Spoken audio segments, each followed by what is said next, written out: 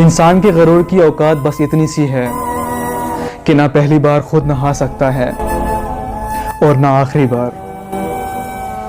जब इस दुनिया में आता है तो लोग इसके नंगे वजूद को ढांपते हैं, कपड़े पहनाते हैं, और जब जाता है तो लोग ही इसको इसका आखिरी लिबास कफन पहनाकर रुखसत करते हैं।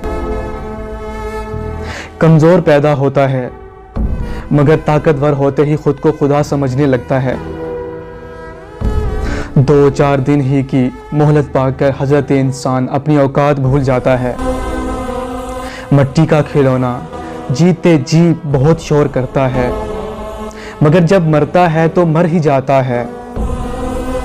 कभी वक्त मिले तो कुछ देर के लिए शहर खामोशां में जाकर बैठा करो साहब, जहां मुस्तकिल रहना हो वहां चक्कर लगाते रहते हैं।